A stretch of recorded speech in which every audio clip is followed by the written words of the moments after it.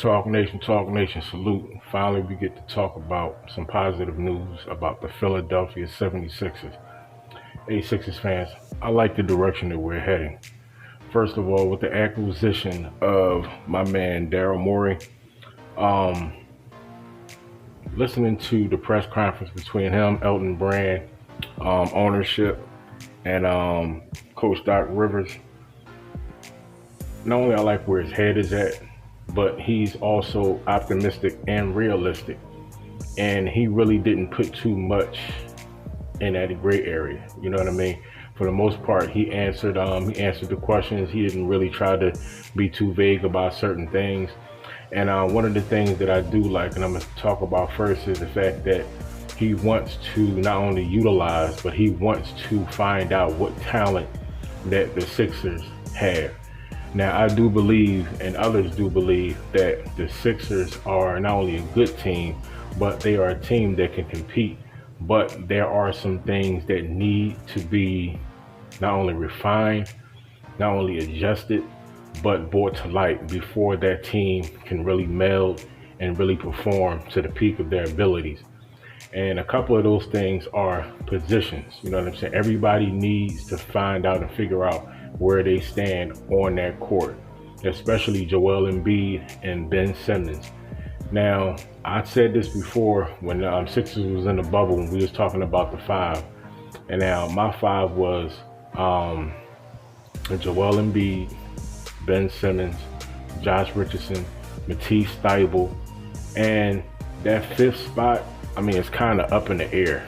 You know what I mean? Because that fifth spot, you really want to reserve that for a shooter. Now the Sixers they was rotating guys in and out, so there's really not a really solidified five spot, especially a solidified shooter. That's why I miss JJ Redick, because if JJ was on the team, JJ would be that guy. But at the same time, Josh Richardson, he was a little bit like up and down. Like some games, like he went out there and he was a stud and he performed, and then some games he was flat. No, I've said this before. Go back and watch the previous videos. You need consistent gameplay. You need everybody to be firing on all cylinders. You know what I'm saying? Of course, you're going to have your off games, but if you have half your starting five or most of your starting five having an off game, you don't have a game. You know what I'm saying? You have a loss, and everybody just out there moving around on the court until the end of the clock. You know what I'm saying? But going back to Daryl Morey, man, like you can kind of sense that he does probably want to bring in maybe, like you said, that five spot piece. Who knows? They're talking about bringing the beard in. I don't really think, you know what I'm saying, Harden, I ain't gonna say he will fit, but the Sixers are gonna have to give up Ben or Embiid. Now people talking about giving up Ben opposed to Embiid. Check this out. Ben Simmons is, and this one, that's why I said AKA the ghetto Stephen A. Stephen A said this best. Ben Simmons is a jump shot away from being the next LeBron James. You know what I'm saying? No cap. He's that special of a player. Now he's shown that he can shoot. I said this before also. The thing about Ben is you're talking about consistency as far as his shot. Can he consistently, you know what I'm saying, pull up on that mid-range game? Okay, if you don't want to shoot consistently from the three, at least develop or attempt a more solid mid-range game, because you already know, I mean, he can attack the basket. He can dish out while attacking the basket. But if he's able to drive and just pull up, you know what I mean, that will make him even more dangerous and more of a phenomenal scorer. But touching on Doc Rivers, Doc touched on some things, and he basically was saying from the gist of it, like, if the brother can score, he doesn't care how he scores. Now, I don't know if Doc was saying that for the cameras, because as a coach, you want that type of talent to be as dangerous as possible. If there's an aspect of his game that he needs to work on or that he can strengthen to make not only his game better, but everybody around his game better, and also ultimately the team better, you're going to do it. So although he said that, I do believe he will be in Ben's ear making sure that he is being more comfortable as far as shooting the ball, because he can't shoot. But the thing about it, he needs to become more comfortable shooting the ball and just pulling up. So that mid-range game, he has to do it. He's capable of knocking down the three. He's already showed that. But that's why you need a shooter. You know what I'm saying? You need a nice shooting guard. You know what I mean? Somebody, basically, you need JJ Redick 2.0. Period.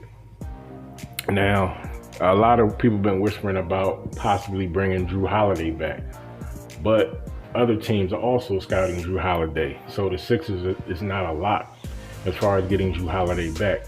I said it back in the day, man, when they had Drew Holiday and Lou Williams, they should have never gave those two pieces up. You know what I'm saying? Because with Lou Williams, he went and he became one of the most dominant six men of all time. You know what I'm saying? Drew Holiday, he went on, developed, had a good career. You know what I'm saying? Or is having a good career. So those two talents, I think the Sixers should have held on to them. But now that you have the front office is starting to come together, I believe that not only key acquisitions, but the acquisitions that we already have are going to be developed and refined a lot better than they have been. You know what I'm saying? So I like where we're going because, like I said, it starts at the office. It starts at the front office. Now, Elton Brand, he has his team in play. And Daryl Morey, he already said that this week that him, Elton, and his team is going to sit down and they're going to talk about some things, because keep in mind, he just got there, so it's not like he has all the answers. He also touched on that, which I like, because a lot of times when when franchises make these acquisitions as far as the front office, they often like to get out there and they like to say what the media and what the fans want to hear. You know what I mean? But at the same time, you expect that. But what I like about Daryl Morey is, because like I said, he's been, you know what I mean, he's been a GM for like 14 years. You know what I'm saying? So he's not only seasoned, but he is a true professional. And you really pick that up in his verbiage and the way that he spoke when he was addressing the media when it was having their Zoom call. Excuse me. But I like where he is headed mentally and where he sees the franchise. Like you saw little pics of him and Joel Embiid, you know what I'm saying, FaceTiming. So I believe, like I said, Doc, Daryl, like I said, they're reaching out, talking to players, getting acclimated with the players, because everything is still being done through Zoom. You know what I mean? Because of social distancing protocols. So you want to keep these guys happy, healthy, safe, and at distance for now. When you need to bring them in, you'll bring them in. But I like the communication. More importantly, I like where the Sixers are going as far as acquisitions, because now that the front office is beginning to get stable, having some stability. Now we have some ground to stand on, and we can kind of move pieces and develop and build pieces accordingly, because we have not only smart minds, but also basketball minds to assist in this process. Now, will they pick up somebody else? Because you heard whispers about Sam Cassell possibly joining the staff. Now, that'll also be pretty nasty. But even if he doesn't, like I said, I still like the pieces and the direction that we are heading and that we have as far as pieces, as far as office management. Now, as far as the team, I said this before, like I don't know what it was, you know what I mean? But it's like the Sixers weren't playing as hard as they could be. Now that's coaching. Now, let's see if Doc Rivers can turn that energy and turn that volume up a little bit. I believe so, because Doc is a player's coach. You know what I'm saying? He can relate. He's cool. He's down to earth. He knows how to not only deal with, but also talk to superstars. You know what I mean? So I don't believe that that's going to be an issue as far as him getting his message and game plan across to Joel and Ben and everybody else. Now, one of the other elephants in the room is Al Horford. Now, they're trying to get rid of that contract, which they should, because that'll open up some change in order to get maybe a nice piece or two. Al Horford is still a needed talent in the league, but that needs to be with another team because with this team, I don't think that he fits. And that's not only my opinion, but I mean, others also see that he doesn't fit in that puzzle. Now, we're going to see how things develop and progress as far as the off season. Because, like I said, I do like the fact that the acquisitions that we have made so far have been in the front office. I do and definitely like that. So now that you have a solidified mind as far as the front office, you know what I'm saying? Everything is being trickulated down, you know what I mean, correctly. And why it's being trickulated down correctly is not being diluted. If anything, that message is getting stronger because leadership, you can pretty much see in his mannerism that he's happy with the acquisition. But more importantly, he is ready to win. You already know Sixers fans and Philly fans, you already know they're ready to win. You know what I mean? Because it's one thing to always have a good team, but you want your team to go all the way. You want your team to compete. Now, when the Sixers was playing the Raptors in the series, I mean, we was one shot away from winning that. Now, that shot that Kawhi made to this day on some Deontay Wilder type situation is one of probably the most clutch / lucky shots, you know what I mean? Because the way that ball was bouncing, I mean, everybody thought that was about to rim out or come off the rim, but it bounced back in. That's all she wrote, you know what I mean? And the Sixers was heartbroken. Joel Embiid was definitely heartbroken. He was crying, which I do understand the emotion, but at the same time, Joel needs to grow up. He needs to mature. Because once he matures, his skill is not only unparalleled, but you can't deny it. But if you have that talent and mentally you are not where you need to be mentally, how can you be a leader of a team, let alone a franchise? And I believe that Joel, he wants that star power. He wants that role. But I don't think that he's mentally prepared for it. Matter of fact, nobody on the Sixers is. So that's why you need an excellent coach, because he has to develop that talent. He has to develop those leaders. So Doc Rivers coming into the franchise, I do believe Doc has that prowess that he can develop not only that talent, but he can cultivate those leaders in Joel and Ben. And I definitely believe between the two, my personal opinion, I think that Ben Simmons would be a better leader for that team. You know what I mean? That's just my personal opinion.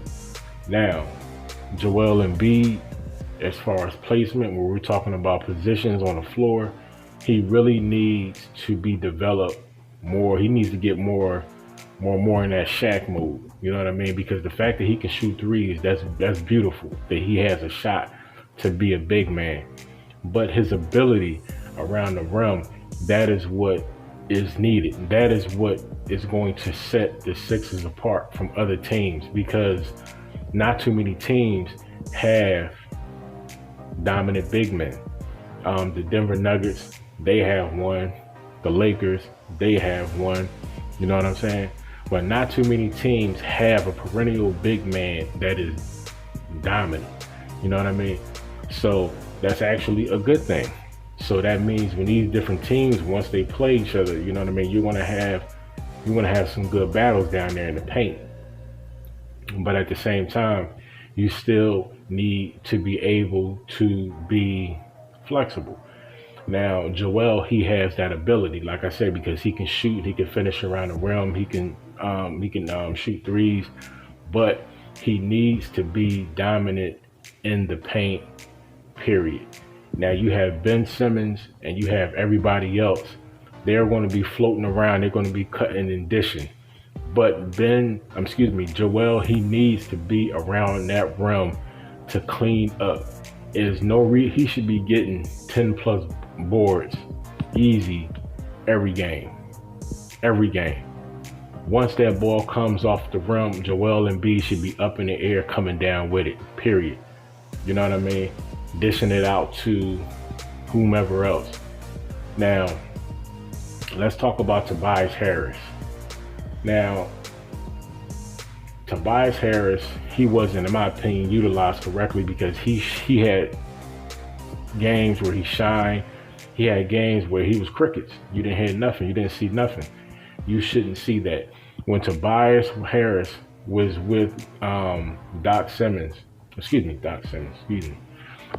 Rivers, Doc had Tobias balling, all-star type level. So I most certainly see promise with Tobias Harris. Tobias Harris is going to be a beast. He's going to be a beast. Now, if you can get rid of Al Horford, and like I said, if we can get a nice shooter, you know what I'm saying? We probably want to get two pieces for Al Horford, if not more, depending upon the pieces that they're trying to get. But ultimately, it needs to be a shooter. You know what I mean? So when they start refining and stacking that bench, we need to make sure that we have multiple shooters. We need that Lou Williams type of caliber as far as a six-man coming off the bench. We need somebody to be able to come in and ultimately not only perform as far as offense scoring, but they also have to be defensively sound. You know what I mean? Because at the root of everything, the Sixers are a defensive team. And Matisse Thybulle, that young brother, man, you know what I mean, is special. Because not only he can score, finish around the rim, but his defense is solid. He was doing very well throughout the season and also in the bubble. And so Matisse Thybulle is a very special talent. That's why I said the Sixers only need like one piece. Because if you have Ben Simmons, Joel Embiid, Matisse Thybulle, Tobias Harris, and let's just say Josh Richardson. But if we have that, just those four players alone, that is a fantastic start.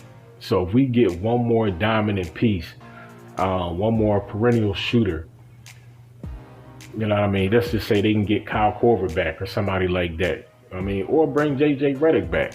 See if we can steal JJ Redick back, because now we have new management, new coach.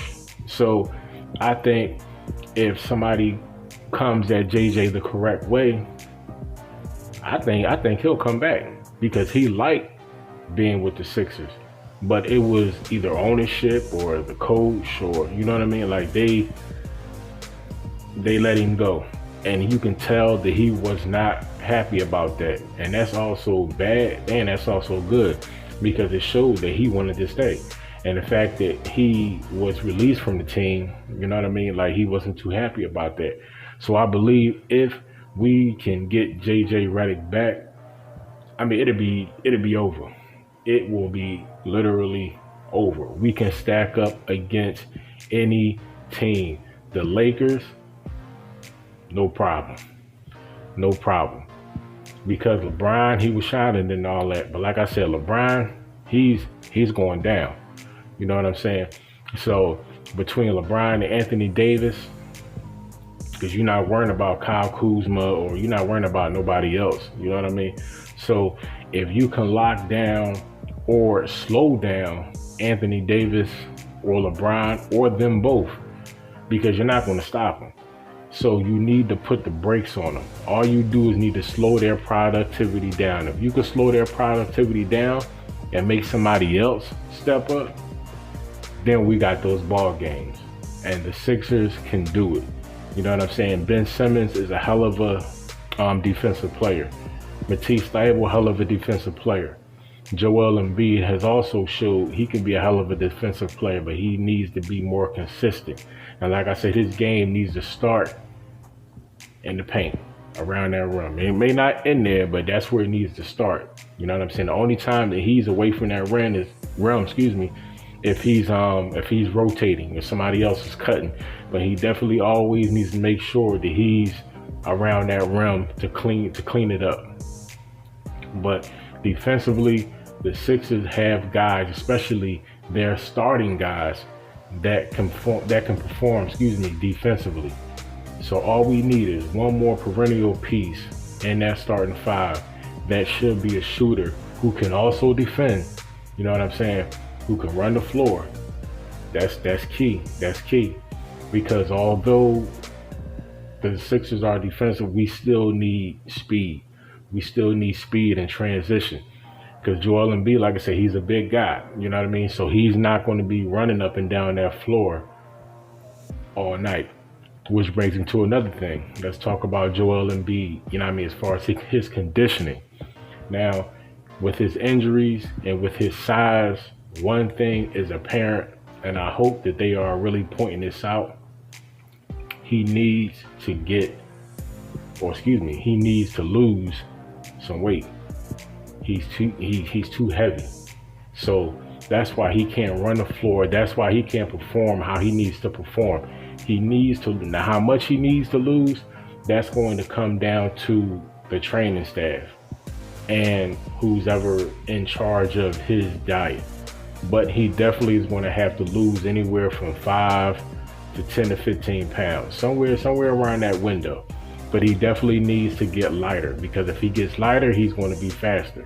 And just because you get lighter, that doesn't mean that he's going to lose strength. But if he gets lighter,